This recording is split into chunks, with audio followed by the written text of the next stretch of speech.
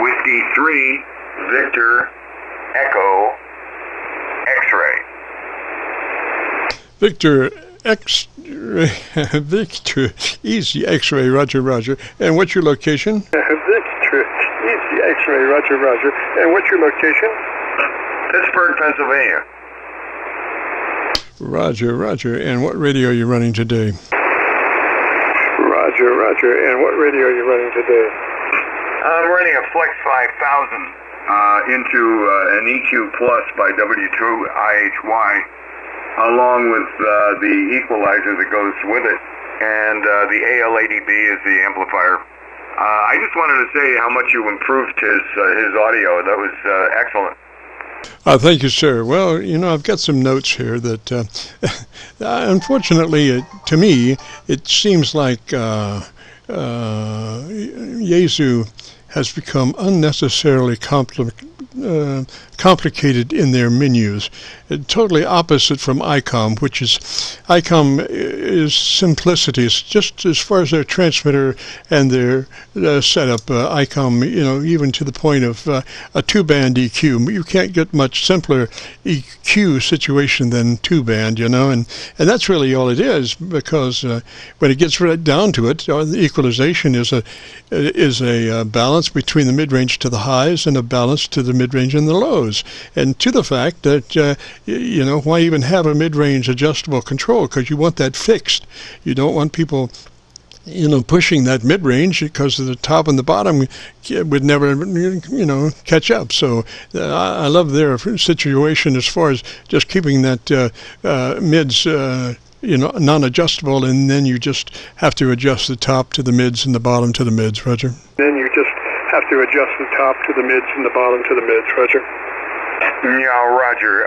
Yeah, I know. I'm all for simplicity. I think a lot of these Japanese radios just have too complicated menus. It's like trying to find your way through a corn maze. Come on, man. Well, it's true, interrupter, or adding additional info, whatever you are.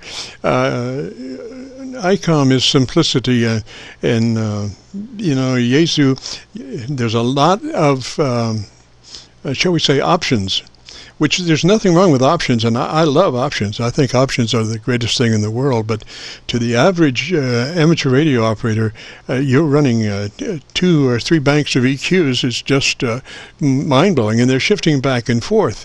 It looks like, to me, there should be some automation, and that is that when you go to your, if they want to run separate equalization with their compression, as soon as you hit the compressor, you should be on that EQ bank. There should be no other EQ bank, you know. And then if you're off your compressor, there should be only one, you know, EQ bank there to adjust on, as opposed to having to select, you know, the one that is appropriate. So that would be a nice thing in the menu, just to have it come up with the right one.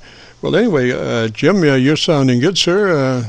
That radio is just beautiful. Could use just a Scotia top more in, maybe plus 1 or plus 2 clicks treble EQ push from where you are. Would be just perfect, Roger. Push from where you are. Would be just perfect, Roger. Okay, let me try. I'm on the which one am I on here? I'm on the 10-band equalizer, so let's give it just a hair of, no, that's the receiver, a hair of the 4K, and a little touch of the 8K, and maybe a little bit there, okay. Testing 1, 2, 3, testing 1, 2, 3, what do you think? Might be too high up on that 8K. The ideal push frequency is 2.7. 2.7 is the ideal frequency. 8 is really too high and encourages, you know, over amounts of splatter. I would be looking for a push at 2.7, which would be a combination of 2 and 4. Okay, Roger? It would be a combination of 2 and 4. Okay, Roger? Roger, how does it sound now? 1, 2, 3, 4, testing 1, 2, 3.